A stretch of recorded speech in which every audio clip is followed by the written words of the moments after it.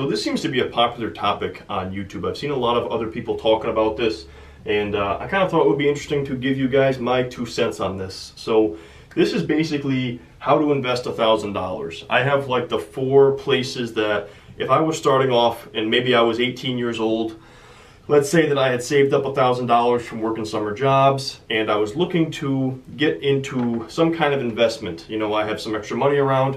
Here's what I would do with your money. And some of these answers might be kind of, I don't know. All I can say is this is not what I would have wanted to hear when I was 18 years old.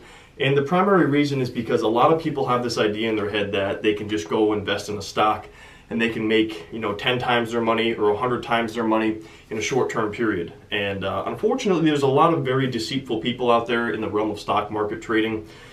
And a lot of people are pushing people towards like penny stocks and stuff like that. And those are just not realistic returns to expect from the stock market. And I wouldn't recommend ever going into an investment in like a penny stock or anything like that, because those are for very experienced investors who are comfortable with a substantial amount of risk.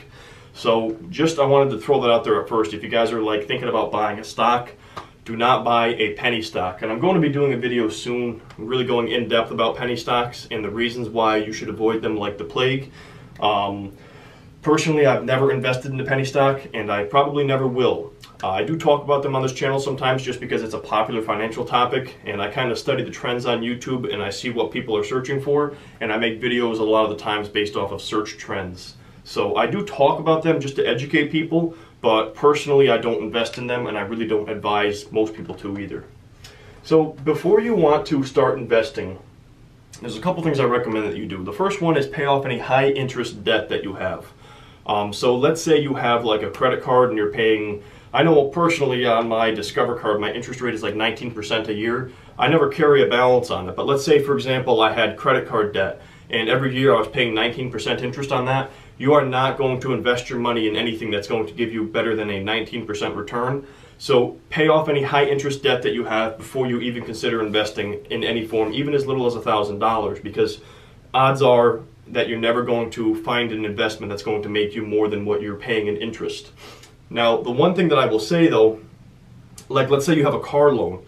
So for example, I have a loan on one of my cars, and I pay like 2.5% interest. It might even be less than that. It's pretty low. So I didn't pay my car loan off before I started investing in stocks and mutual funds and other things like that, because I'm confident that I can beat a 2.5% rate of return per year. So I know that paying off that car is not going to be better for me than making making a little bit more money in interest off of an investment. So that's the one thing I would say. If you have like a car loan or maybe very low interest student loans, maybe that's something that you could say, okay, I can invest while paying those down each month. But if you have high interest credit card debt, definitely do not invest until you have that paid down. Second thing you want to do is you want to make sure that you've built up a 6-month emergency fund. This is a mistake that I made when I first started investing, is I had put all the money I had into stocks. And I ended up deciding to buy a car, and I've talked about the story before. Didn't consider the fact that I had to pay taxes and DMV fees on that vehicle, and I did not have the money in my bank account to pay for that. So I had to take money out of the stocks that I was investing in at the time. And luckily, I wasn't down on the stocks. But if you were down on your investments and you had to sell because you needed the money, that's a very bad position to be in. So I would not recommend investing money without having a 6-month emergency fund built up. And the other thing to consider as well is any unforeseen expenses. The biggest one for me that I see is car repairs. So last August, I had to spend over $2,000 on my car out of nowhere. And if you don't have the money to cover that expense, you could be stuck in a position where, again, you'd have to liquidate your assets, whether or not they were up or whether you were in a bad market and you were forced to sell. You never want to be in a position where you're forced to sell, so do not invest money in stocks or any kind of investment until you have a cushion built up for those unforeseen expenses and for emergency expenses as well. The advantage to investing early is that it's going to allow you to take advantage of compounding over time. So the earlier you start and the longer you give that money to grow, the more it will grow based off of compounding, where the interest you're earning earns interest over time. So let's say you had a dividend stock. The dividends that you earn, if you reinvest those in the stock itself, buying more shares, you can take advantage of compounding, and those dividends will also earn dividends over time. So the longer, obviously, that you let that happen, the more money you will grow to have over time. So the earlier you start, the better it is. The other good thing too, like let's say you're somebody like me at that age when I was 18, 19, that's when I first started like reading about the stock market and getting into stocks, and I didn't invest until I was in my 20s, but that was when I first started researching about it and educating myself because I was always fascinated by it. The good news about that, guys, is if you really want to get involved in the stock market, this is the time to do it because you have the most risk absorption at this time. So you're not going to be like worried about, in the most cases, you know, paying for your mortgage, paying for a family, paying for kids and stuff like that. When you're, you know, maybe you're in my position where you're still living at home, or maybe you're renting somewhere, you don't have a kid yet, you don't have any crazy expenses, this is the time to do that because you have some more absorption for risk and you have more time in your life to basically save up money and dig yourself out of a hole, let's say, if you ended up losing money. So this is when you have the most risk absorption. And then the other thing, and I already talked about this already, don't expect to pick a stock that makes you $10,000 or $100,000 in a short term. Now, if you invested and you left that for 45, 50 years, yeah, you could probably have $10,000 or $100,000 based on what you're investing in because you gave it so much time to grow. But if you were trying to make $1,000 in 6 months, or if you were trying to take $1,000 and go 10x in the next year or 5 years, that's very unlikely. So don't have that kind of expectation in your mind because that's not a realistic stock market return. Anyways, so these are the 4 things I would do if I were to invest $1,000. The first thing, number one, and this is actually the first thing that I did when I invested, was invest in index funds or mutual funds. I decided to invest in mutual funds, but basically you want to invest in a low-fee index fund or mutual fund. So make sure you're shopping around and considering how much the fees are associated with that mutual fund to make sure it's worthwhile for you. So what is an index fund? What is a mutual fund? An index fund is basically a blend of stocks that provide broad market exposure. So you pick an index you like. Maybe you like the semiconductor industry. Maybe you like the oil industry. Maybe you like retail. What you do is you invest in an index which gives you broad exposure to many stocks within that industry. And the advantage to that is you're highly diversified. So if any one company goes down, the other companies within that blend of stocks would offset that loss. Whereas if you invested in one individual company and the index as a whole outperformed that stock, or that stock did terrible and everybody else did fine because that stock had bad company news going on about it or something happened within them, you're not going to be affected by that if you're in a index fund of many stocks. But if you're invested in just one stock, you have that risk. And then a mutual fund is basically a professionally managed investment program in diversified holdings. So basically, you're paying somebody a fee out of your investment to basically, they're managing the money, they're allocating the money and moving stuff around, and you're not even doing anything. So you're basically paying for professional management of your money.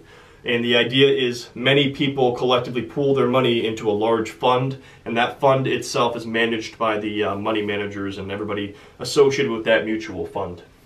So here's an interesting fact to point out to you guys, just if you're considering investing in individual stocks. And I'm sure, as you guys know, if you've watched my videos, I invest in individual stocks myself. So I'm not saying that they're bad, but this is just something to consider.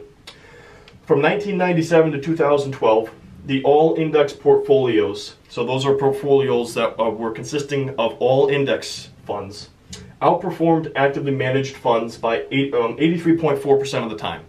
So 83.4% of the time, the professional stock pickers did not outperform index funds where they were just broad exposure to the whole index or the whole industry. So that's just something to consider, is the professional stock pickers can't beat the index funds 83.4% of the time. So as a beginner stock market trader, your odds are against you. But here's the thing that I don't like about mutual funds and index funds is that they're extremely boring. There's little involvement on your part, and there's little to learn because it's kind of a set it and forget it type investment. So you basically invest in your mutual fund, and then you just forget that you even have it, and then 30, 40 years later you open it up and go, oh, look at that, I have a lot of money.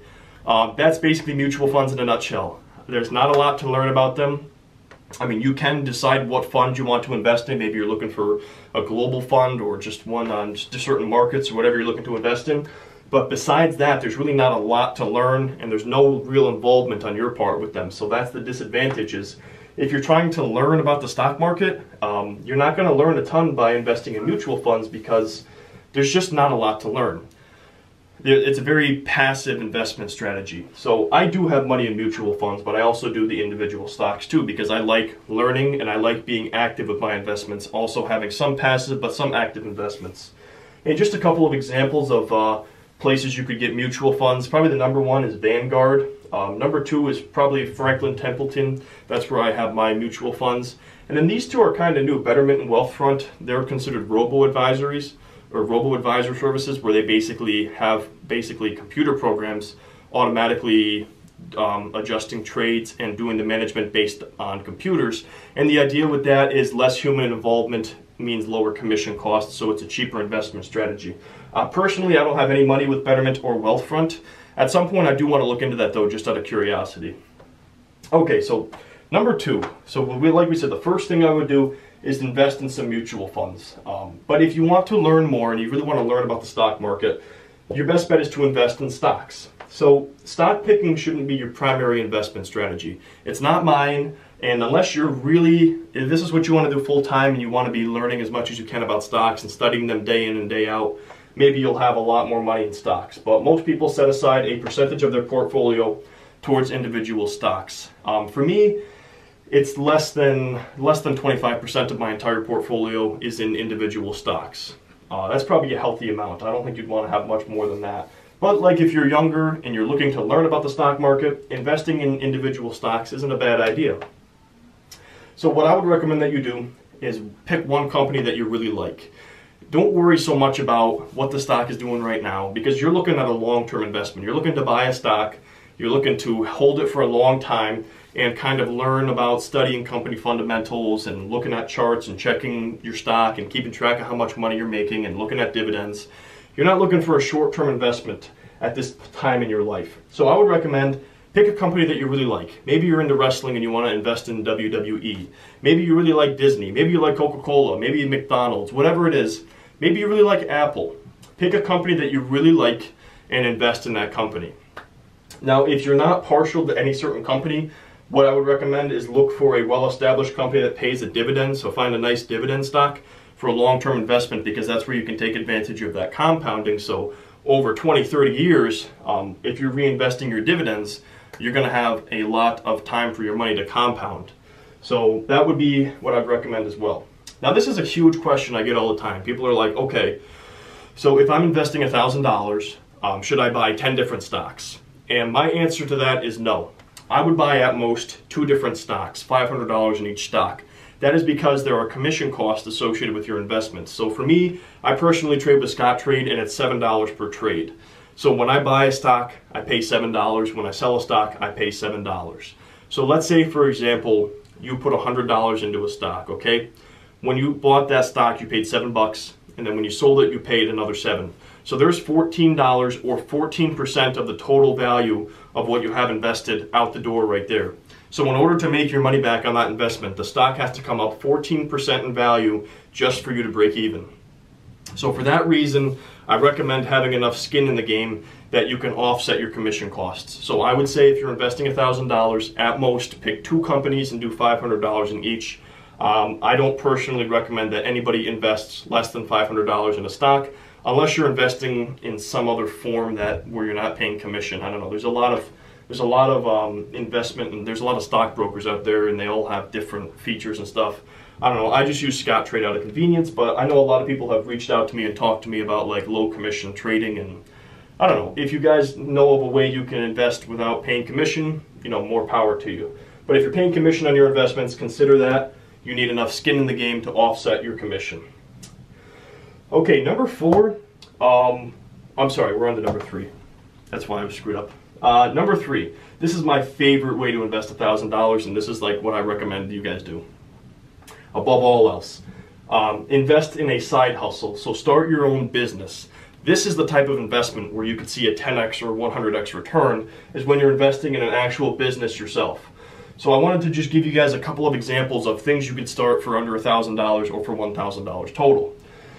Number 1, start a YouTube channel. So I started a YouTube channel. I spent less than $1,000 to get started. Bought a decent camera, bought some lighting, bought a whiteboard, some markers, And over time now I'm upgrading stuff and kind of improving things, but at first it was very cheap to get this started. And if you have something that you're super passionate about, for me it's, the stock market as well as nutrition and fitness and just overall well-being. That's kind of what I'm passionate about, is like personal development, and just I've always liked teaching people. So for me that's like what I enjoy doing.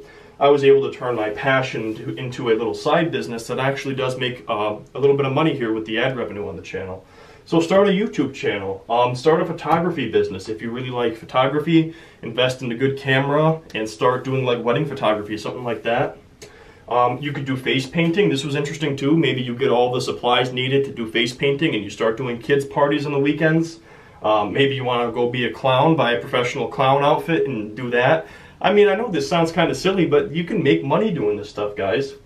Invest in the resources needed to start a blog. So this is probably one of the cheapest ways, because all you got to pay for is basically, website hosting and stuff like that. And that's pretty inexpensive, maybe some graphic design. But start blogging about stuff that you're passionate about if you're self-conscious about getting in front of the camera. That's an option too. Another one, be an eBay reseller. So go around on Craigslist or go to garage sales and buy stuff that you can resell on eBay for a profit. That's a popular way to make money too. Start a landscaping business if you really want to be working outdoors, start a side business doing landscaping. That's an option too. And then any kind of consulting. So start a consulting business or a tutoring business. So if you're really good at something, people will pay you for your advice, and set up some kind of platform where you can find customers or find clients and do consulting for them. And then what I would recommend is commit all revenue from that side business to the purchase of income producing assets, because that is what you call a cycle of wealth. So all of the money that you're making will then make you more money. That's probably the best thing I would do if you guys are looking to, if you're not afraid to work and put the work in, invest in a side hustle, start a little side business. Number 4 is investing in yourself. So this would be improving your skill set to maybe earn more money at your job. It could also mean learning a skill that you can teach others, so that kind of ties into starting a side hustle. Maybe you spend $1,000 taking courses yourself and learning as much as you can about a certain topic, and then you turn around and you can do consultations with others, or you start a YouTube channel educating people about that. So that's something else you could do. Or you could just take that money and learn as much as you can about money management and personal finances, so that way in the future you have a skill set that will help you earn more money in the future. But anyway, guys, that's pretty much all I got for this video. This would be the 4 places that I would recommend investing $1,000. Number 1, I would say investing in your own side business. This is the best thing to do. Number 2, probably investing in a mutual fund. I know I had these just kind of in order here. That's not the order of like what I would do these in. But if you want to learn a little bit more about investing, that would be investing in a stock. And then, making an investment in yourself and educating yourself. That's probably what I'd recommend doing, especially at the age of 18, somewhere around there. But if you guys enjoyed this video, please drop me a like below. And if you're looking to learn more about investing in the stock market, I do have my beginner's guide to stock market trading, which I will link up in the description, and there should be an annotation popping up on the screen here as well. So you guys can check that out if you're interested. But please consider subscribing to be notified of future uploads, and I thank you guys for watching this video.